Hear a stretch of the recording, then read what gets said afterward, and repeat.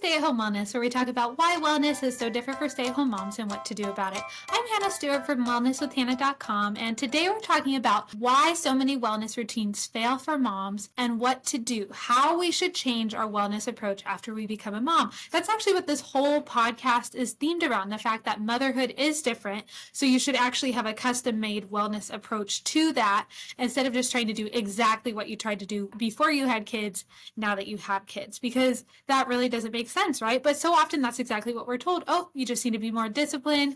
You just need to find time to drive to the gym. If it's important to you, you'll make it a priority. We're told that all of the time, right? And so often the people that are telling us this are people who have never had children and they really don't know what it's like. So here are just a few of the reasons why traditional wellness programs fail for moms.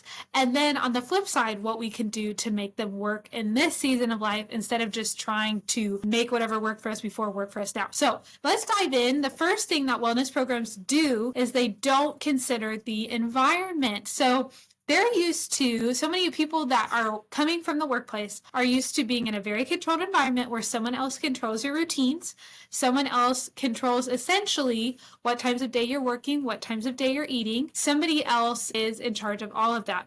And so often for us as moms, when we transition to being home, suddenly we're in charge of all of our time, right? And we are the ones that are dictating when we eat. If we want to, we could go eat 12 cookies off the counter right now. And in fact, many moms find that they have so few eating routines and so few working out routines that they end up doing that for a variety of reasons. They end up just demolishing the entire pan of brownies or eating a bunch of cookies or whatever is sitting on the counter because they've never actually considered their environment. And maybe for a lot of moms, this could look like not eating all day because they're so focused on taking care of your kids or just randomly snacking off of their plate. And then by the time 4 o'clock rolls around, you're eating the cookies that are there, right? Whereas at work, you might be offered a cookie, but they're not at your desk all day long, right? So if you pack a lunch, that's what you're eating for lunch that day. Whereas if you're a stay-at-home mom, you don't necessarily have to pack a lunch, but your children are right there with you, right? So they're the ones clamoring for lunch if they need it. And you're just in a totally new environment, and that impacts us significantly.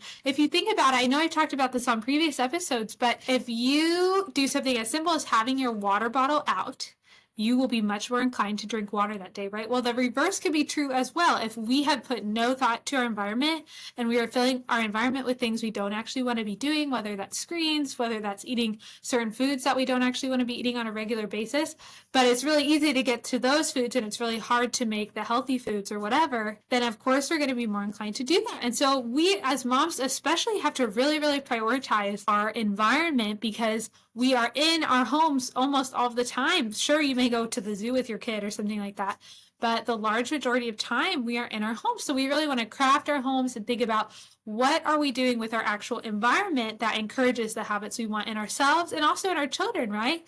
Like if I have them looking at a screen a couple hours a day, and that's not something I want to do, then maybe I shouldn't have the screen front and center in the living room, right? We actually have our TV in the garage, and it really limits us in terms of how much TV we want to watch because, man, we really have to think, do we want to watch this show before we get out the TV from the garage? It really has to be worth it for us, right? And that actually is an environmental cue that means that my children never, pretty much, I don't think they've ever asked to watch a show.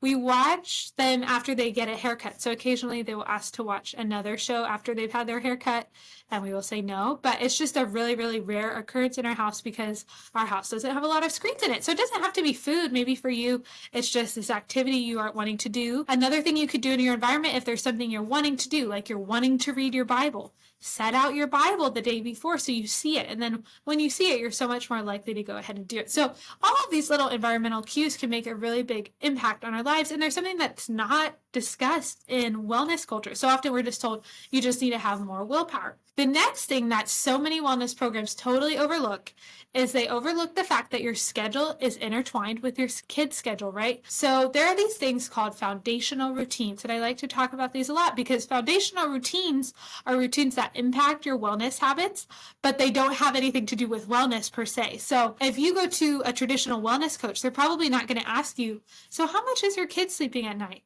Do you have your kid helping with chores? Can your kid play independently?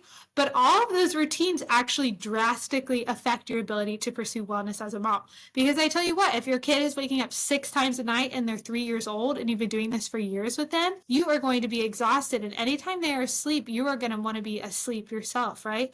Or if your kid is incapable of playing by themselves, and this actually happens, I've seen this on mom group posts, I've heard of children like this where they are totally incapable of playing independently. The mom sits them down and they immediately start screaming because they're so accustomed to being held all the time or entertained constantly. Then you bet you that when your child is asleep, you're going to be trying to do the basics. You're going to be trying to wash all of the dishes from that day.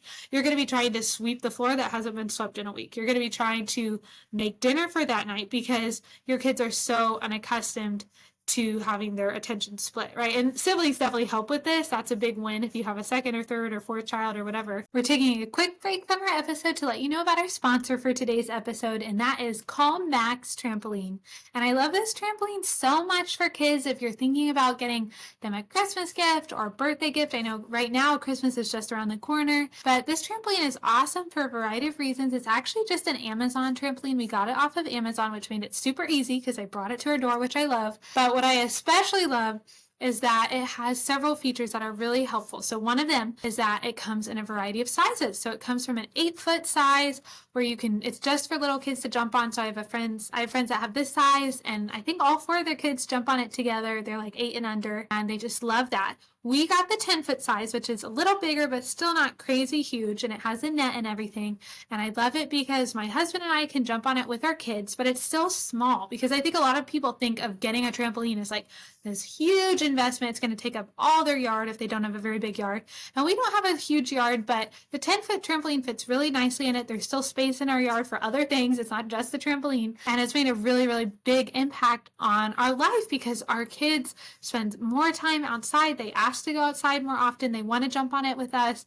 And they also can play on it independently. And that is because of the cool little ladder it has where it has like actual almost like steps on the ladder. It's not just rungs. So even a 1-year-old can climb up it. I witnessed too, my own kid and someone else's kid climb up this trampoline. And so I remember the other day I was looking outside. I supervise my kids sometimes from the window. Now that they're a little older and aren't putting things in their mouth, I look outside and my kids are playing on the trampoline together because both of them can get on by themselves. And for toddler moms, this is a big win because most trampolines you either have to be able to pull yourself up on, which neither of my kids could do at this age, or you need someone to be out there constantly to boost you on and up. And I've been at other people's houses where they have a trampoline like that. And I know it's just a season, but I do love that they can just go out, get on independently, and have fun without needing me to mediate constantly. So if you are interested in that at all, go ahead, click the link below, and it will take you straight to the Calm Max trampoline that we personally have enjoyed. So thank you guys so much. Let's get back to our episode. That's really, really helpful because it automatically teaches kids to learn some amount of independent play. But we as moms can be so fixated if we're trying to lose the baby weight on, okay, I need to just drive to the gym for an hour and make it work, or I need to do this complex workout. I don't care if there's 5 other kids running around crazily. I need to do this hour-long workout, and it's probably not going to happen just because you don't have the foundational routines. Whereas if you have a child that takes naps or sleeps at night, and obviously there are exceptions, right? I'm not trying to shame the mom with a special needs child or anything like that, or someone that loves co-sleeping or something like that. If it's working for you, great. But for some moms, they're just stressed out all the time and it's not working for them. So if you're in that position, then I would encourage you, maybe actually your first step to developing wellness routines is teaching your kids to play independently, which we're going to talk about. I can link that episode down below for you. Or maybe it's teaching them to sleep at night to some extent if they're, not a newborn, they're a toddler or something like that. Maybe it's changing those expectations so that suddenly it frees up all this time. Because for me, I can choose to work out before they get up in the morning. I know about what time they're probably going to wake up. I could choose to work out during the 2 to 3 hour nap time, or I could choose to work out after they go to bed. And so between all of those times makes it pretty easy to fit in a 30 to an hour long workout, depending on what I'm feeling that day.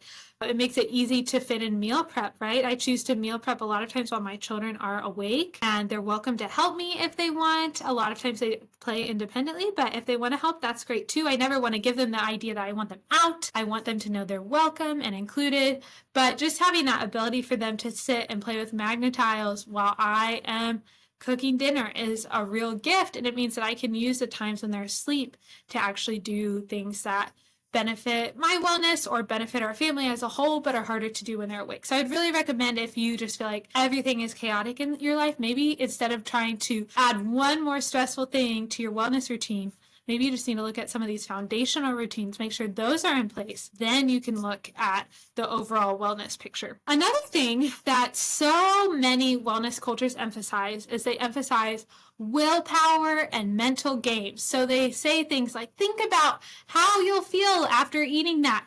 Think about setting a good example for your kids. And while I think willpower is great, I believe the Bible teaches self-control is a fruit of the Spirit. I am a fan of self-control. I think that sometimes our culture can be so fixated on just having willpower, we are not problem solving. So if someone is just saying you just need to say no to the cookies, or yes, I know you're having whatever you don't want to be eating. Yes, I know you're driving to McDonald's every day, but you just need to have more willpower. I would say, okay, why are you doing that as a mom every single day? We want to dig a little bit deeper and figure out why that is a pattern in your life. Because for a lot of moms, maybe getting fast food it feels like a necessity because life is so chaotic at home. Maybe it's a foundational routine issue. Maybe it's an environment issue. Maybe it's something that can be solved by a plethora of reasons, right? But if you are only just saying, oh, you need to have more willpower, if you had self-control, you wouldn't do that. Sure, that's great, but the Bible also talks about fleeing temptation, right? And there's this element of problem solving and figuring out, okay, what can we do to make it easier to do the thing that you are striving to do as a family? Another thing that drives me crazy about wellness plans, though I don't want to be mean, but it really bothers me sometimes how both culturally insensitive wellness plans can be when it comes to food, and also how they don't take into account personal preference at all. And this can sound silly, but so many people want a meal plan. They want you to tell them exactly what to eat. And the reason that is very unappealing for me to do, the reason why I will never just tell you you need to be eating 5 cups of cottage cheese every day for your health or something like that, is because one of the ways that people primarily decide what to eat, it's not what's nutritious, it's not what will fuel their body the most, even if they know that. People always factor in taste. And that, I think, is part of how God made us. He gave us taste buds, right? That's not a bad thing. It's not a bad thing that we want to enjoy foods. It's not a bad thing that we recognize some foods, for whatever reason, are not pleasing to us. There's a reason we think bitter foods are bad a lot of times, because in nature they can actually be poisonous, right? So it's okay that we have this, but so often wellness culture is trying to work against this constantly. So instead of saying, okay, food is pleasurable, that's one of the good parts about food, and we could thank God for that. So often people prescribe these very specific diets and they have no idea what culture you're from. Like maybe you are from China and you don't want whatever American foods. I have a lot of friends that don't love salad from China. They love more cooked veggies. Of course, that's not the case across the board, but as a general rule of thumb, some of my Chinese friends do not enjoy raw vegetables. Well, if I prescribe them a meal plan with a bunch of raw vegetables in it, it's going to be a lot harder for them to implement. And as soon as they get the opportunity, they're going to want to be all done with that meal plan. So what does this mean for you as a mom?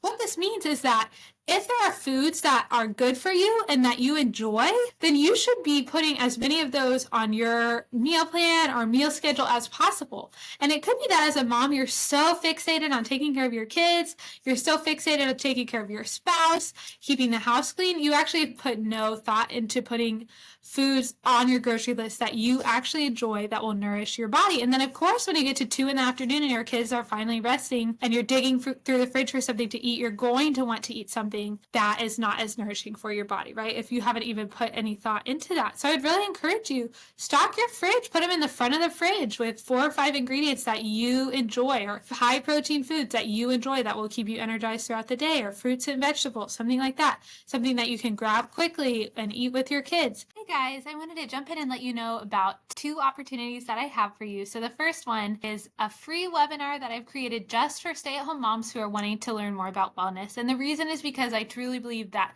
wellness is totally different if you're a stay-at-home mom, because your life is so intertwined with your kids.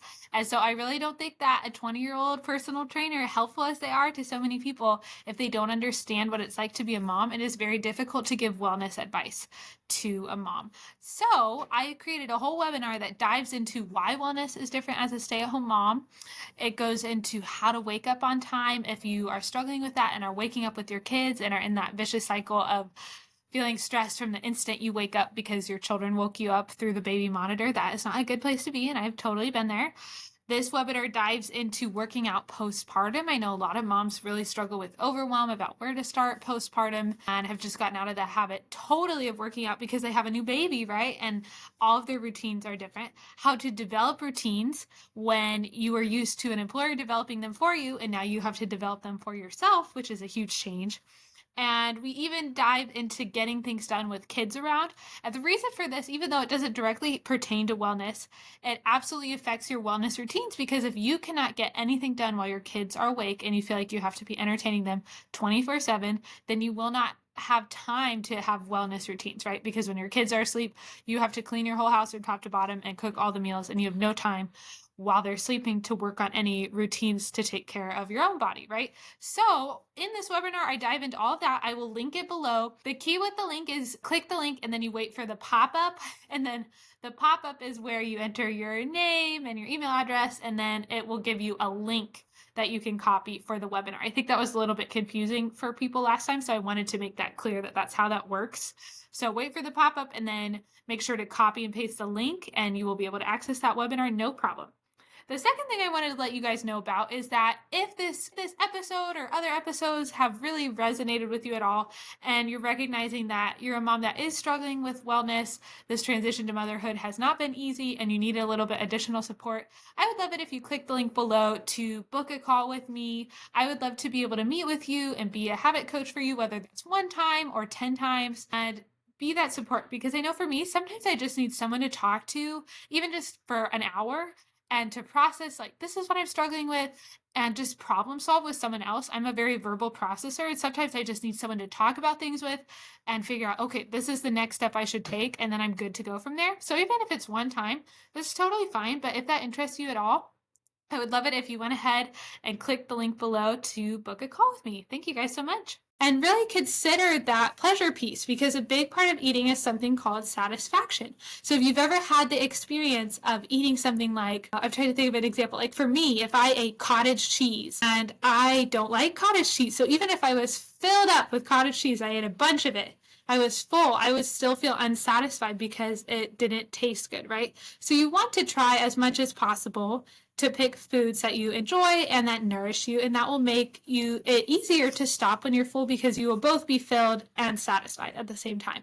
I will say, obviously, if you are a Christ follower, we want to be joyful in all circumstances. So sure, there have been times when I've been served this or that at a restaurant and I didn't like it, or I didn't even ask for it, and I want to eat that cheerfully unto the Lord. So I'm not at all saying we should push our standards onto other people and say, I don't like that, so I'm not going to touch it.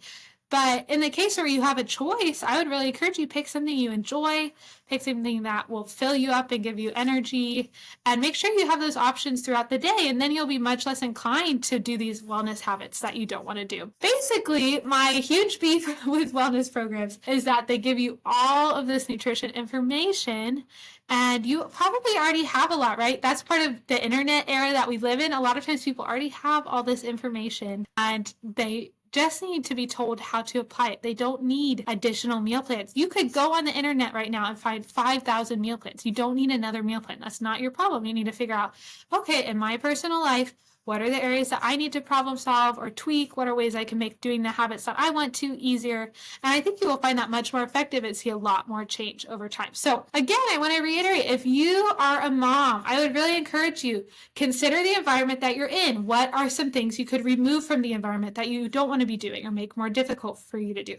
What are some things you could add to the environment, whether it be food, whether it be setting out books that you want your kids to read, whether it be, like for us, we got our kids some fun outdoor gear, like the trampolines, some bikes, because we wanted our kids to be outside kids, and that's a cue for them to spend more time outside. So it could be something really simple like that, but try to shape your environment intentionally, because your environment also impacts you. In addition, I would really highly encourage you, consider those foundational routines in your life. So if there's something like your kids aren't sleeping, they aren't playing independently, whatever it is, and it's getting in the way of wellness routines, I would really encourage you, focus on those first, and then it will be a lot easier to add in those wellness routines as a mom. Please do not emphasize willpower as the only problem. This can be kind of self-defeating, where you just get into this route where you say, oh, I ate those cookies, I just need to have more self-control tomorrow.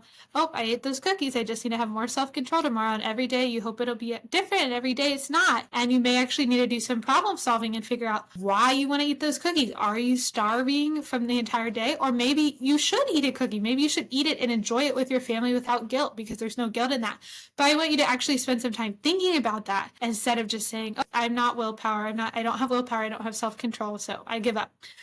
Please do not go. I mean, you can go meal plan just to see like how they're one size fits all and how that doesn't work. But please consider foods that you actually like when you're planning your menu, instead of, oh, I'm trying to be more healthy, so I'm going to pick all these foods I don't even care about, but they're healthy. Because I tell you what, if your kids don't like them, if you don't like them, if your spouse doesn't like them, doesn't matter how healthy they are if you don't actually ingest them. So go ahead, consider that. Just consider the overall satisfaction of the people at your table, including yourself. Consider ways that you can make food a joyful and fun experience. And I think if you do these things, you will find that your wellness as a mom improves, and that it feels easy for your wellness to improve. And that's really what we want, right? We don't want it to feel like we're struggling at every corner to do anything that's good for us. We want to make it easier for ourselves so we can have more success. So if you enjoyed this episode, please go ahead, share it with your friends, share it online. Please subscribe if you haven't already.